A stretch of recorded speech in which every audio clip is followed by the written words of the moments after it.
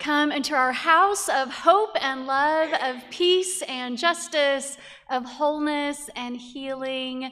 Come in where we welcome the certain and the seeking, the long-timers and the newcomers, the beloved and the brokenhearted. All of you can find a home here at Throop, where we go live the world from the heart of Pasadena and from the heart of our homes. Good morning to all of our good friends joining us on live stream. Throughout October, we'll be exploring our worship theme of cultivating compassion. And this morning in particular, we will consider the ways that we tend to a sense of compassion in our own hearts and in our own lives.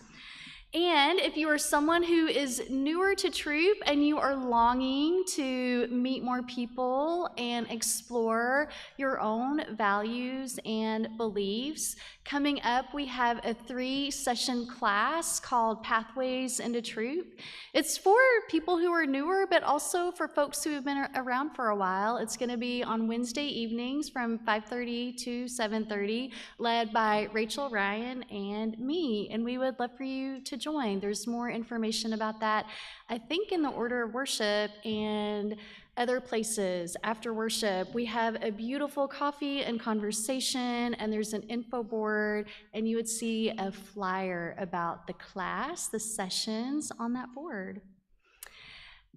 Each one of us is a light in the world, and the flame from our chalice symbolizes and reflects that light. Our time together in worship is intimately connected with our daily lives. As a symbol of that connection, we light our chalice with a flame from our candles of prayer and healing.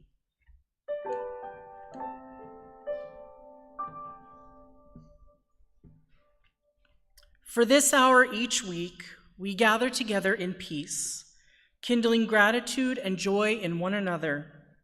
May the light of our chalice reveal the hope, compassion, and strength that resides in each of us. We light a second candle to honor the people and ancestors whose lands we now occupy.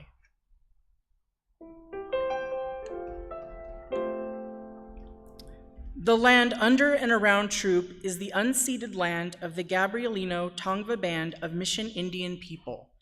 May this knowledge and awareness lead us into dismantling systems of supremacies and oppressions.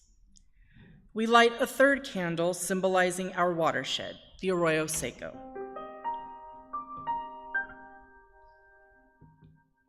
May their waters continue to nourish life in our communities. We take a moment of silence, holding all of these in our hearts.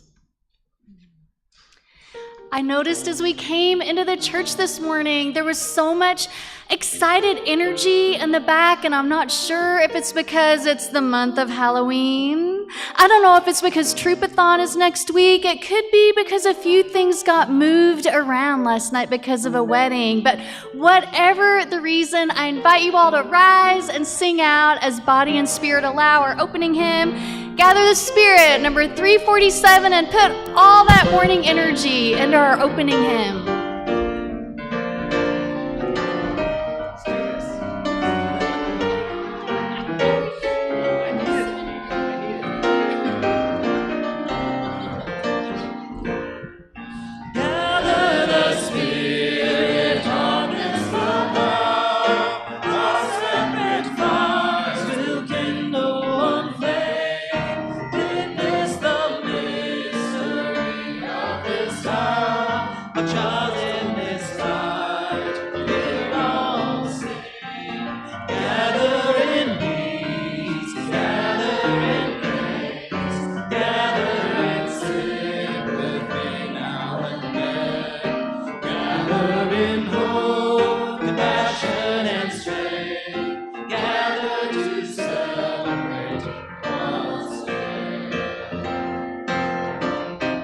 Gather the Spirit.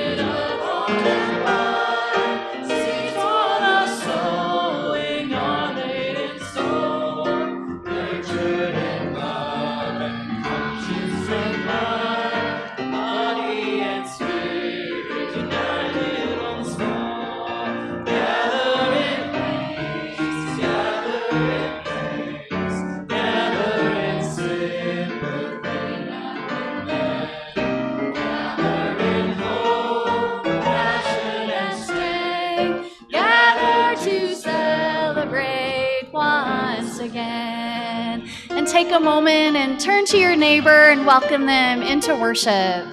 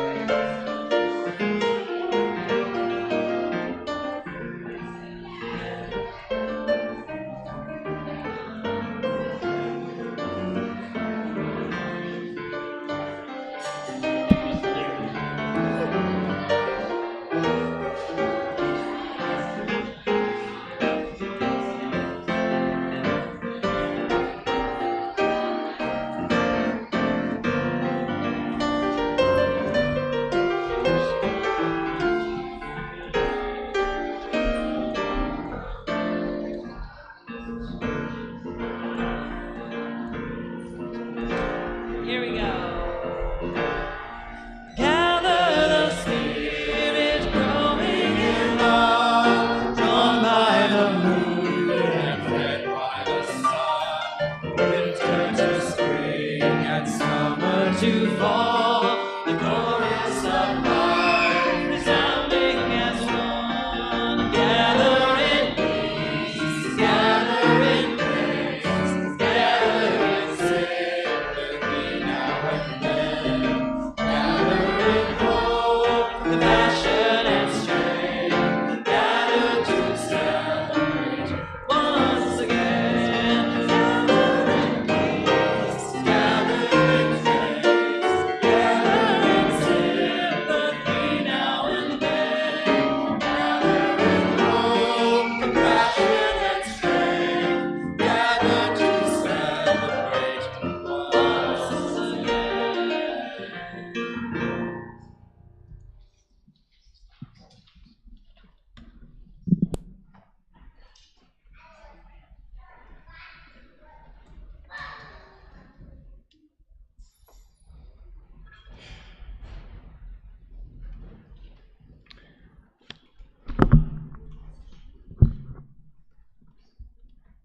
Our religious practices are a way we ritualize our desire to return to our roots, reconnect with our authentic selves, and reach back out into our wider world with hope and trust.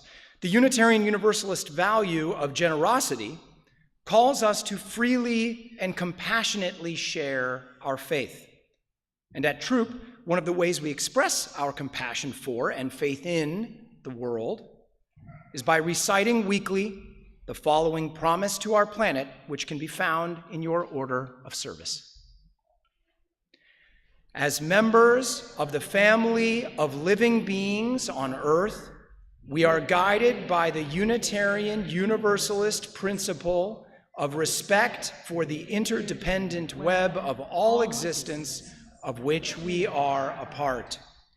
With hearts filled with love for it, eyes nurtured by its beauty, and minds ruminating on ways to protect its sacred and scarce resources, we promise to nurture the well-being of all life and of the planet itself.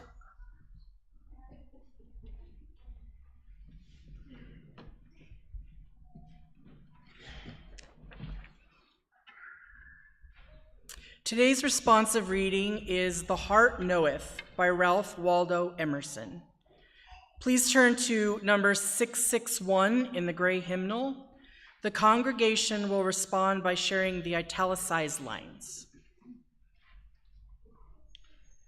We have a great deal more kindness than is ever spoken. The whole human family is bathed with an element of love like a fine ether. How many persons we meet in houses whom we scarcely speak to, whom yet we honor and who honor us. How many we see in the streets or sit with in church, whom though silently we warmly rejoice to be with. Read the language of these wandering eye-beams. The heart knoweth.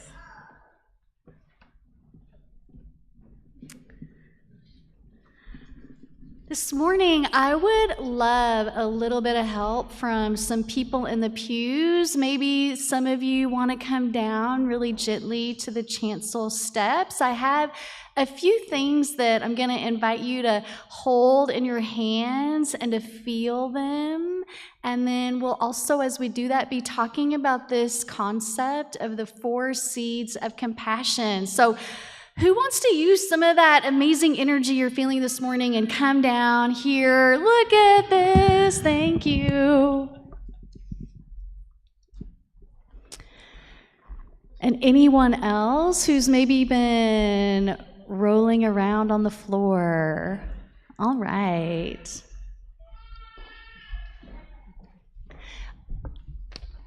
Fantastic. Hi, Emily and Kathy and Isla and Hio. And anybody else want to say your name for the people? Jack. Oh, Arav. Matthew. Stephen. Hans.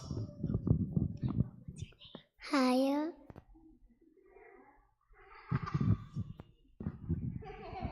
Kathy. Do you want to say your name? Emily. Eric. Thanks. So today in worship, we are talking about a concept of compassion, and that's something that's important to a lot of Unitarian Universalists. And I wonder if anyone up here, have you heard the word compassion before? Maybe. Kathy says maybe. Jack says maybe. Isla looks like maybe. Emily, what about you? And so for those of you that have heard it, do you any guesses about, or not guesses, but just what does that word mean to you? Kindness when. Yeah. Like, there you go. Do you want to try it? Do you know what it means? Showing love to all people without any strings attached.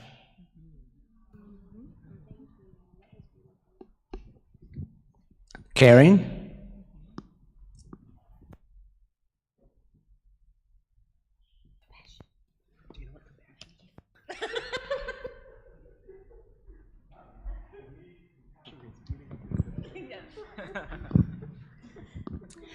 So there's many different ways that we can remind ourselves about how to be in the world with a more compassionate attitude. And today we're going to use the symbolism of seeds as a way to help us remember. And so each seed will be connected to kind of one way we can practice compassion in ourselves and in the world. And the first seed, and these are all from our Throop Learning Garden, by the way, and I wonder if someone would like to hold this very first seed. Thank you, Emily. And it looks like it's the seed from an artichoke. It's many, many multiple layers, and this seed represents acceptance. And so, Emily, I wonder if you want to hold that in your right hand like you're doing, and then cover it with your left hand, just like you're covering a seed with soil because you want it to grow. And then I'll invite all of us to take a breath in and think about this idea of acceptance, and kind of breathe in an intention of accepting yourself and others, and then breathe out a sense of love.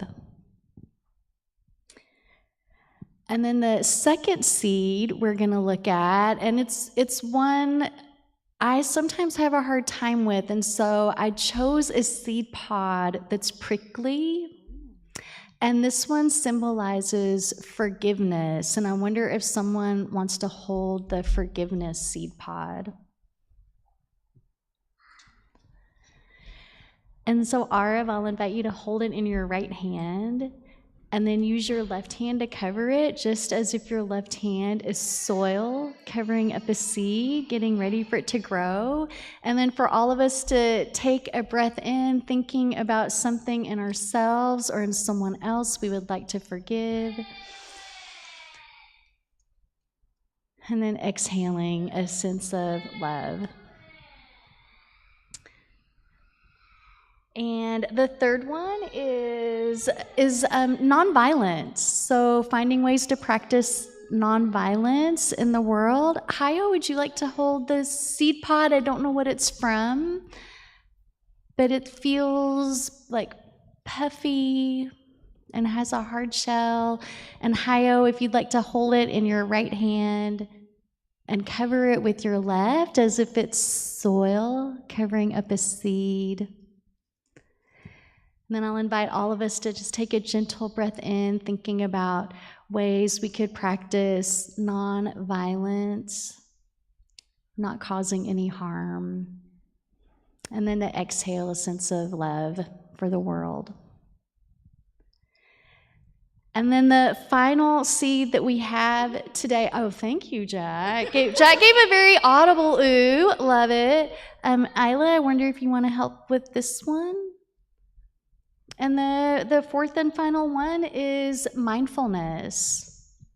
And so we'll ask Isla to hold that in her right hand, cover with her left as if it is soil covering a seed. And then for all of us to just take a gentle breath in, imagining we're able to slow down enough to be mindful and pay attention to who and what is in front of us. And then to exhale a sense of love for ourselves, each other, and the world. Thank you. You are welcome, I think. I'm looking at Paula. I feel like she's the curator of all the seeds in our beautiful seed room. I think they're able to take these seeds that they're holding with them, if they would like, up to the Kids Dig In program. I know today one of the things you're going to be doing is talking a little bit more about the ritual we did last week, which was blessing of the animals. But before you all go up to your program, I wonder if there are a couple of people who would enjoy lighting the children's lantern. And it looks like our intern minister, Nick, is ready to help someone light it. You want to go? That would be great. You're exactly what we need. Help me get this one. I'm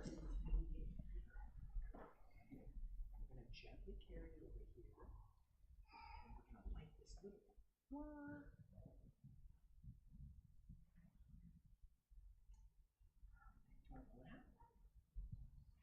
Perfect. And then here you go. You're going to take this.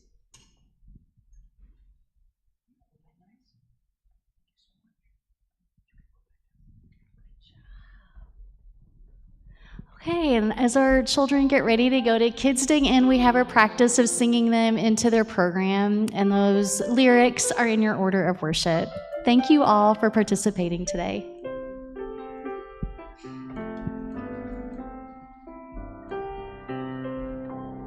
For you shall go out in joy, for you shall go out in joy, and come back in peace, and come back in peace. For you shall go out in joy, for you shall go out in joy, And come back in peace, and come back in peace. Blessed be. And this morning's wisdom, inspired by our earth, is rogue corn. My fave event as harvest season approaches is the rough seed that escaped the plots. If there's a cornfield adjacent to another bed of vegetables, you can count on imperfection. You can see stalks standing where they're not supposed to be. The wind has its own ideas. Seeds who choose wildness. Here they are with red potatoes, alfalfa, peas, sunflowers. They look pleased with themselves, outfoxing those clever farmers, making it to the unplanned ground where nobody is around, recovering where the amial dirt will have them. Seeds are so fun and determined. There's no concept of liberty. There's no need for it. Guaranteed, if I were a seedling, I'd abstain. You know I would. I'd find a way to renounce what's expected of me with common sense, gliding over the roads until my dream takes root.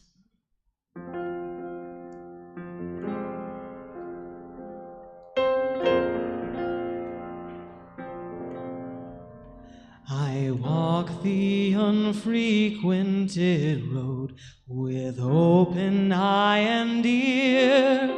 I watch afield the farmer load the bounty of the year.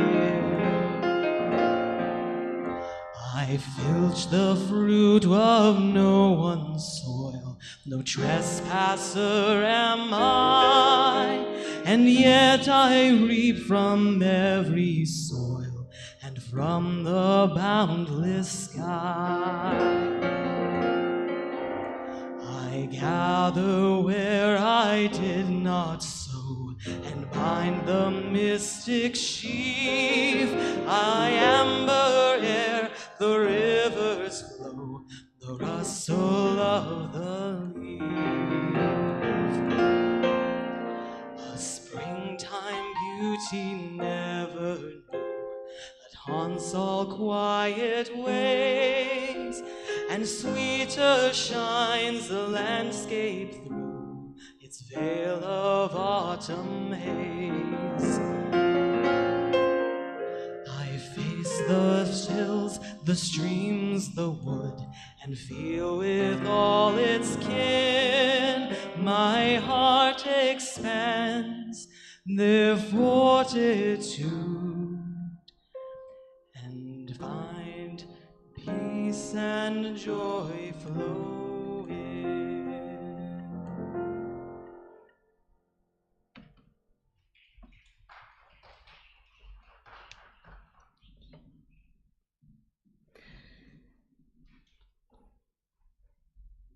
So, I've been getting these emails from the church about an event coming up.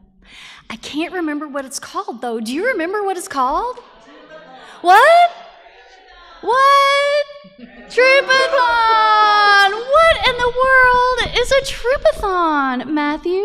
Well, Troopathon is our fall fundraiser, and it's coming up this Saturday at 4 p.m. And it's going to be a part silent auction, but we'll also have things that are not auctioned off, that are just buy now and you get it. So make sure you show up early before those things sell out. We also have in the back these little sheets of information right here, as well as a QR code that will get you to our RSVP invite. And if you all could just RSVP if you plan to come, so we know how many people to expect. We also have a bunch of signs for all of the items that are going to be auctioned off, and we'll have raffles as well. You can see those signs in the Throop Hall, and we are hoping that we can see all of you, and hopefully that you can bring your friends with you. Hey, I have a question. Yes. What if I go into Throop Hall after worship and I see all these amazing items that are being offered by these beautiful and wonderful people, and I get really excited about it, but I know I'm going to be out of town next Saturday? What happens then? Well, the best thing that you can do is find a friend and ask them to bid on things for you. So I unfortunately cannot be there and have already asked somebody if they can bid in my place. And that would be how you can still participate and still give to your church if you are not able to show up at the event. And because, Jacqueline, I did hear you, it starts at 4 p.m. Saturday, October 18th, 4 to 7 p.m.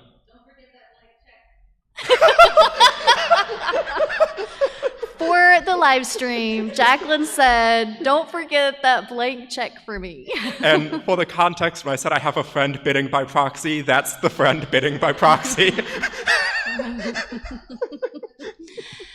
Matthew, thank you so much for your delightful invitation. And I also want to lift up my heartfelt thanks to Matthew again, who is chair of our stewardship committee. I would like to thank also Hillary, who's done so much work on Troopathon, Chris, who has been adjacently helping. I'd like to thank Jesse and Christy and Jen, all members of Stewardship Committee. And I hope Karen. I didn't leave anyone out. Karen as well. And Karen, who legitimately is out of town, so she can't be here, but she'll be here in spirit. Thank you so much. Thank you. Yeah,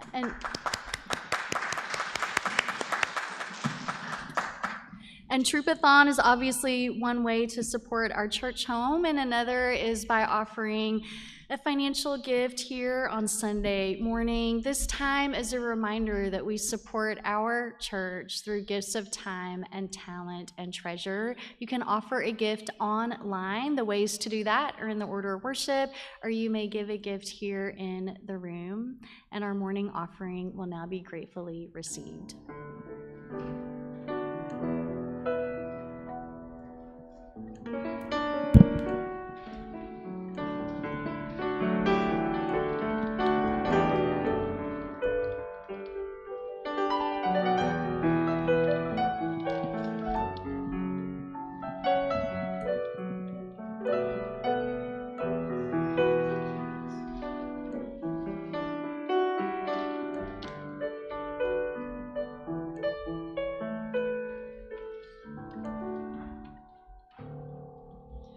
When we are singing, we are bound together. When we are sharing, we are free to be. Love in our singing and in our sharing. We are bringing change. We are making peace. Through times of trouble, through times of pain, we offer healing like a gentle rain. Oh, in our healing and in our caring, we are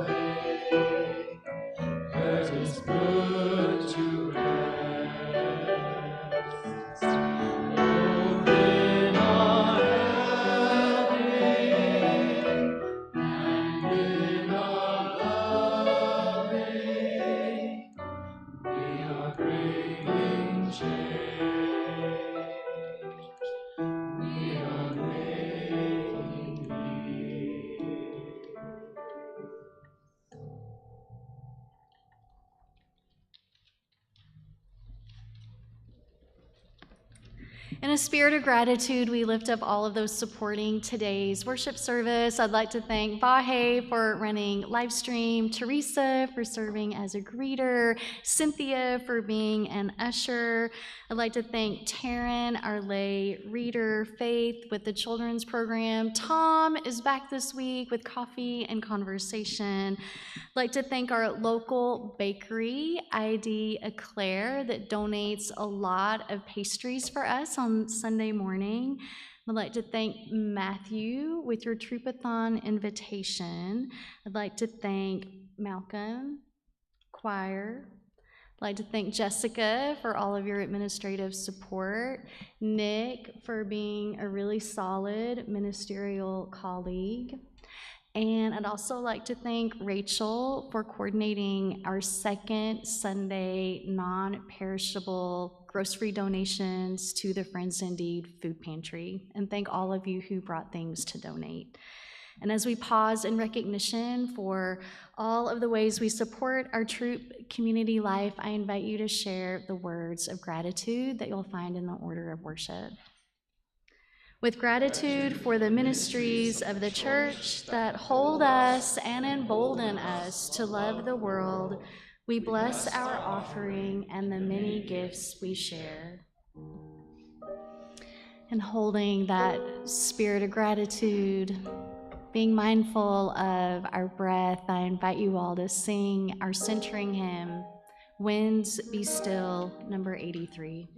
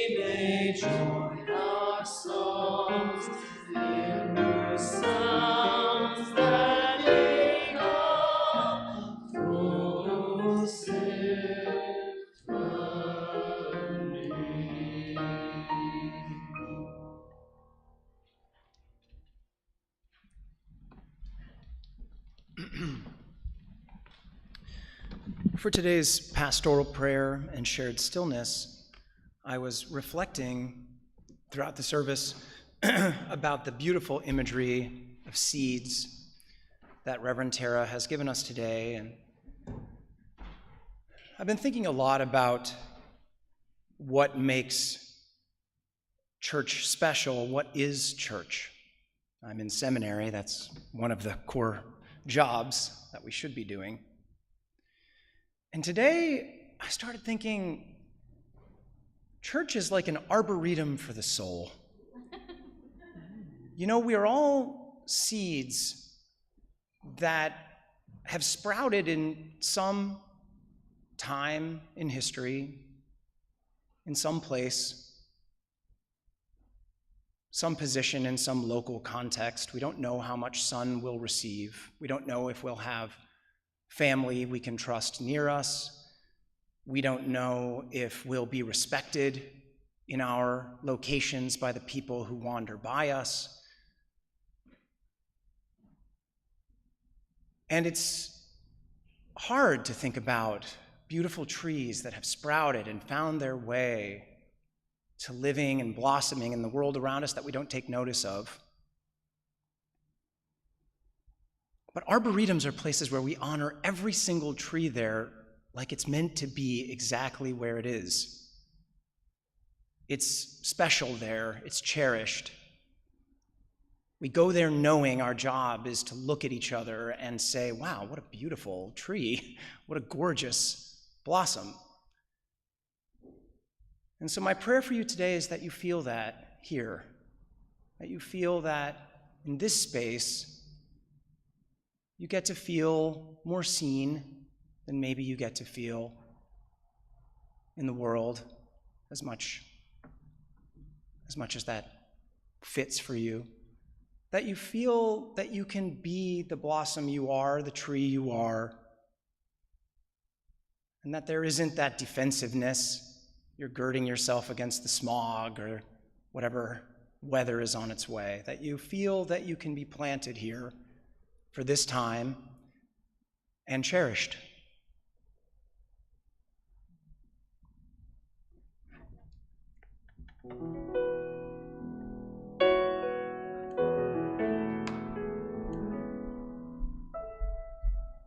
In a circle of friends, in a circle of sound, all our voices will blend when we touch common ground.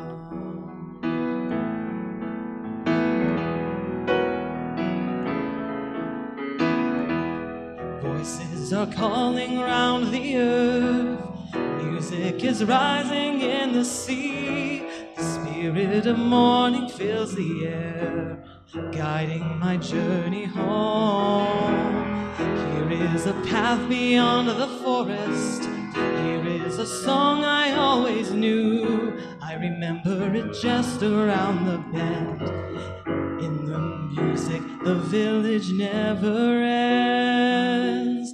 In a circle of friends, in a circle of sound, all our voices will blend when we touch common ground.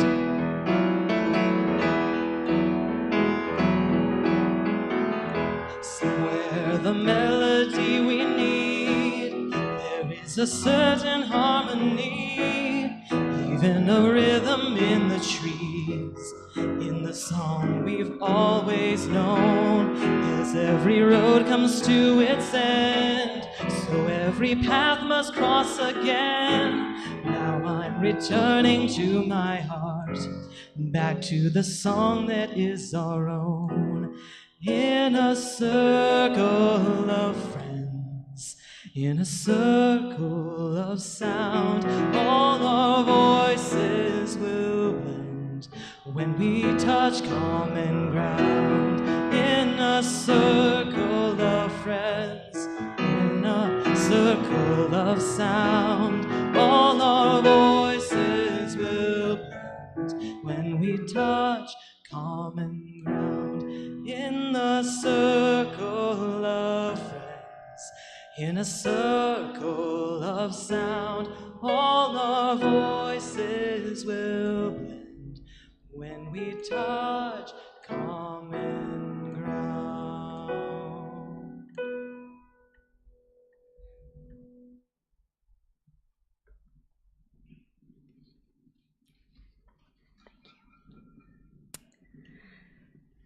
The past few weeks, I have been struggling with the question of what it means to be human.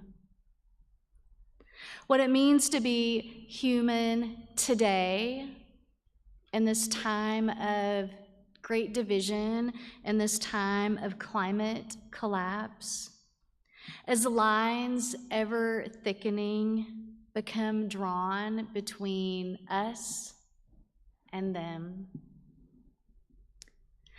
I like to think that the question I'm asking myself is, okay, how do I honor each person's humanity? But if I'm being honest, the question that troubles me is, how can that person square their actions with being a good human? And the nature of that second question, unfortunately, puts me on one side of that rapidly expanding line being drawn down the center of our country. Jane Goodall, hero to so many of us, died a couple of weeks ago. She was 91 when she died on October 1st. And I've been reading some of her past interviews, and one of the stories she told helped me in my own struggle to try to understand and to try to have compassion.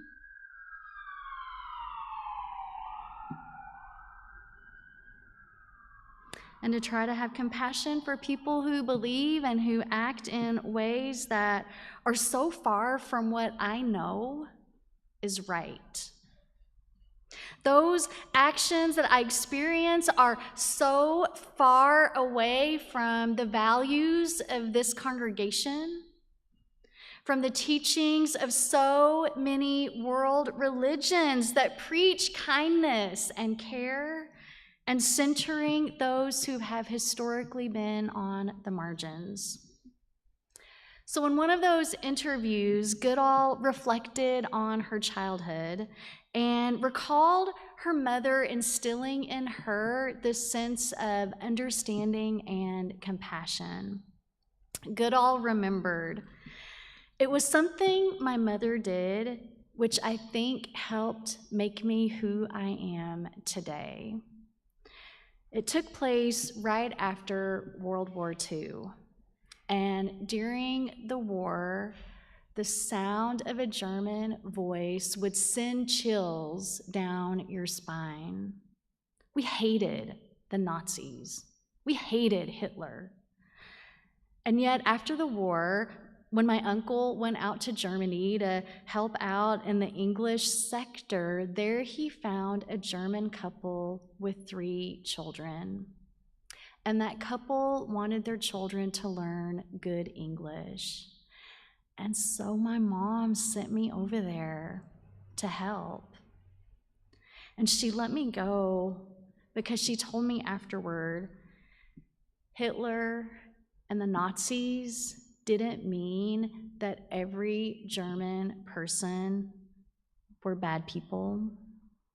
And she wanted me to see for myself that we are beyond all else human beings.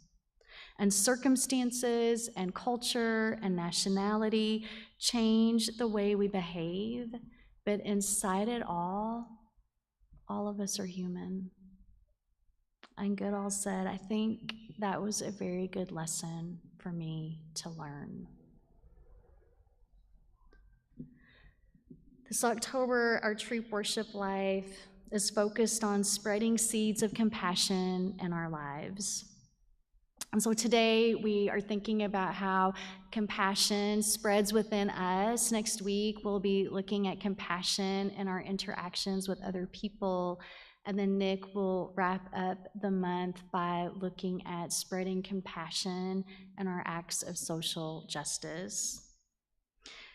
We're spending an entire month on compassion because this is an important concept in Unitarian Universalism, and it's important to us at Throop.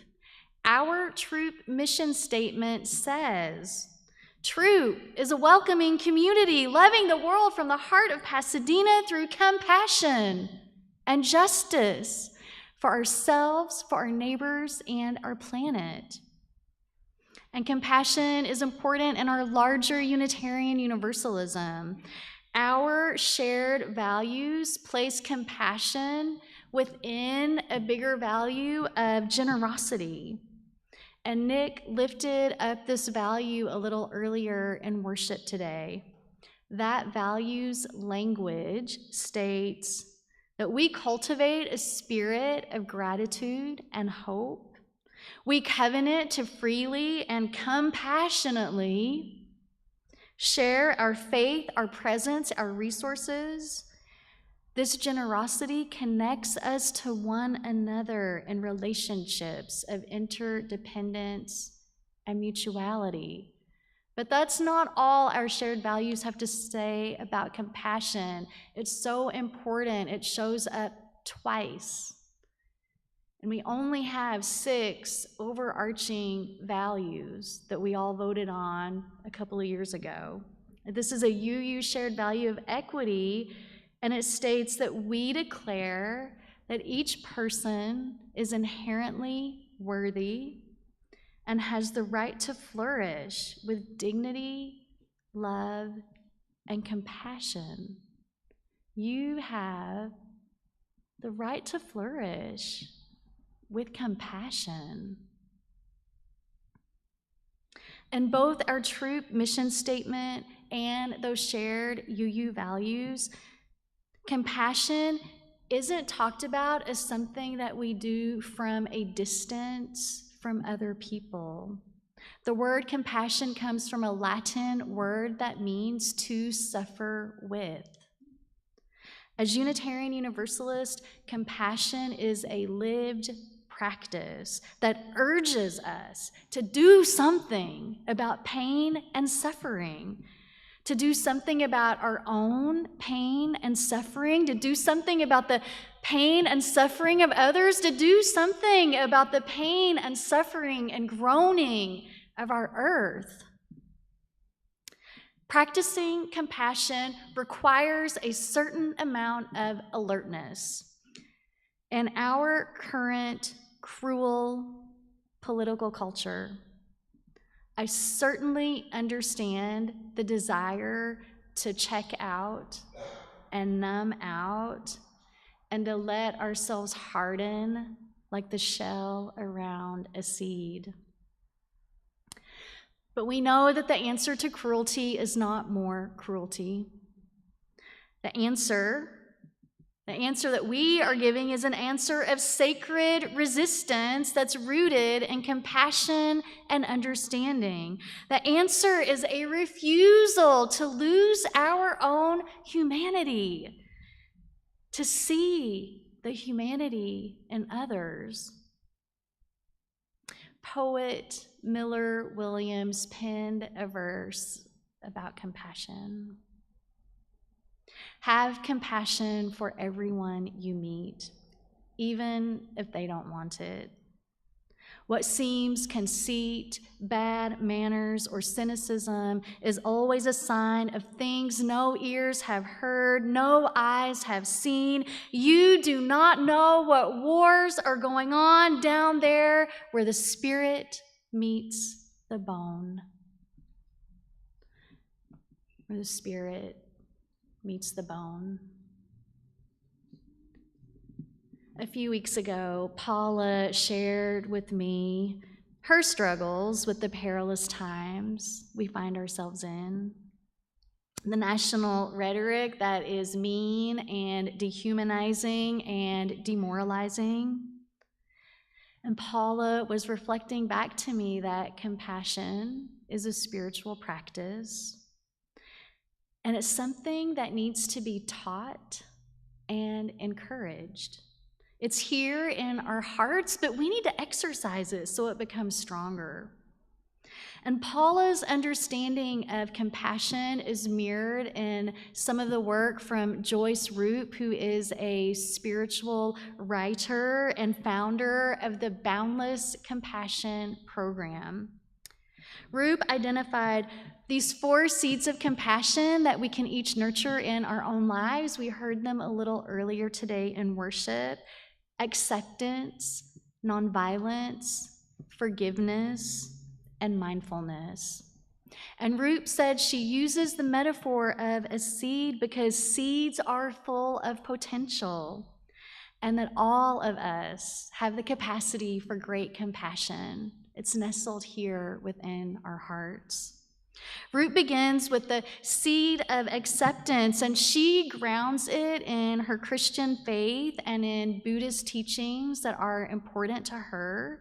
Throop says that it doesn't mean that we condone harmful behavior. No, of course we do not. But that we do our best to see each person's underlying humanity. And from that acceptance comes a seed of nonviolence. And in an interview, Throop spoke about her own struggle with this particular seed. She wrote, "You know that most people who want to be compassionate wouldn't think of themselves as violent. But as I started looking at my own life, and as I started looking at some of the thoughts I was having about some of our political leaders and politicians, I thought, you know what? I can be violent in my mind. I can want bad things to happen to people. But nonviolence is an approach that says, I don't wish you harm." And that's really hard to do when my feelings are raging and all I can do is think judgmental thoughts. She says, nonviolence is a deep respect that underneath everything, we are one. And that if I am wishing harm onto you, in essence, I'm wishing harm onto myself. Her third seed is forgiveness, and I know right now it seems so much easier to cut people off, to forget about them, to delete, unfriend, unfollow. I know for some of you, just to keep your mental and emotional health, you may have to do that on social media. I get it. I have removed myself from all social media in part because of that. But Throop talks about forgiveness as not wanting to cut anyone ultimately out of your heart. And the fourth and final seed is a seed of mindfulness. And our lives are filled with oh so much. It's so important for us to slow down and to pay close and careful attention to how we are living our lives. Are we living in a way that is in alignment with our deepest held values? Can we experience the person in front of us in the fullness of their humanity? Throop shares a story of everyday mindfulness that led to her own moment of compassion. And as I was thinking about her experience on my way to church today, I realized I was actually in one of my interactions on Orange Grove Boulevard, kind of exemplifying what she did not think we should do, but sometimes happens to many of us. She says she was at the post office, and behind her, she heard a voice that was slowly and steadily rising in angry volume. And her first thought was, why is this person being so rude? What's wrong with them?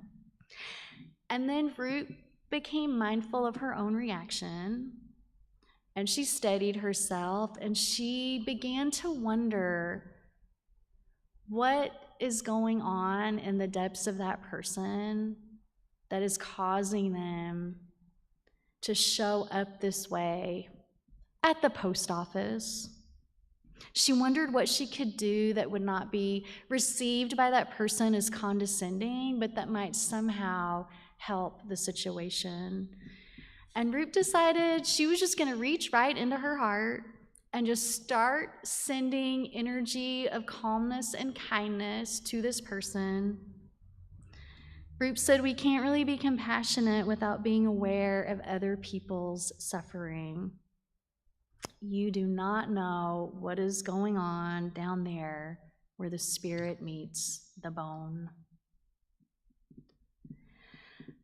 I'm still troubled by the question I started out with. How can a person speak demonizing, hateful, harmful rhetoric and still be considered, by me at least, a good human? We're living through really hard times. We are rightfully concerned about rising authoritarianism. We are rightfully concerned about the safety and well-being of folks we love, folks in this very room, whose identities and whose dignities are being questioned. Practicing compassion doesn't mean that we ignore the harm, that we ignore the hurt, that we ignore dangerous behavior and statements. Absolutely not. But it does mean that as we respond, we can be guided by Emerson's words that reminded us we have a great deal more kindness than is ever spoken. The whole human family is bathed in an element of love like the ether.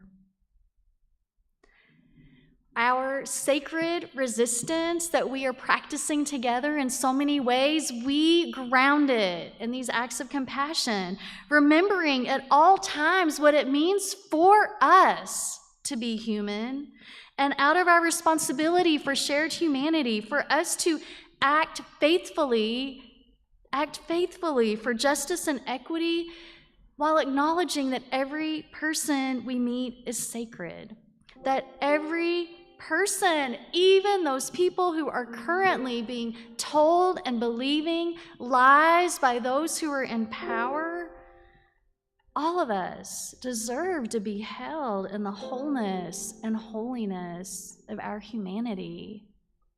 We have to bring that as people of faith.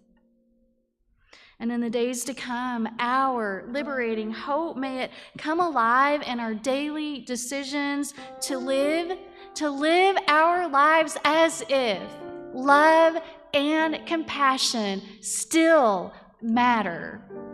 They do. Let's sing together our closing hymn, number 1012 in that teal hymnal, When I Am Frightened.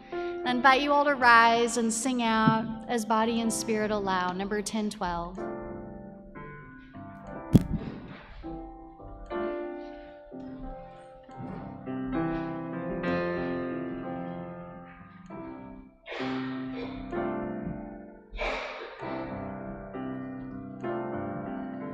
When I am frightened, will you reassure me? When I'm uncertain, will you hold my hand? Will you be strong for me? Sing to me quietly. Will you share some of your stories with me? If you will show me compassion, then I may learn to care to do.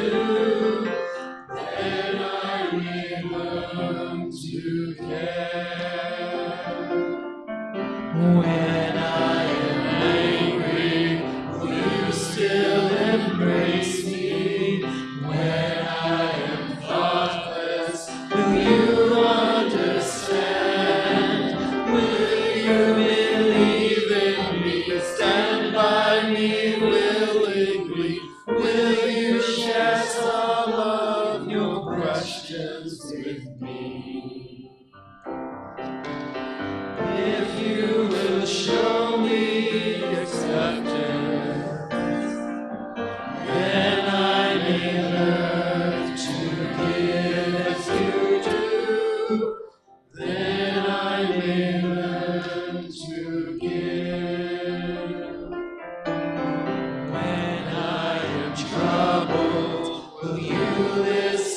to me. When I am lonely, will you be my friend? Will you be there for me? Comfort me tenderly. Will you share some of your feelings with me?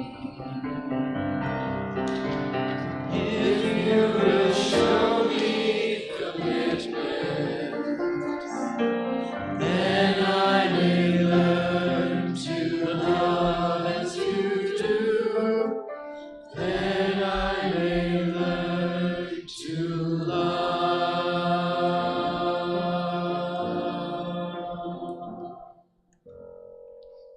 And take the hand or shoulder of someone near you. The flames from our chalice and our candles are extinguished. We carry their light with us. And may the light from this community fill your lives with beauty, hope, compassion, and joy. I love you all. Go out and love the world. Amen, and blessed be.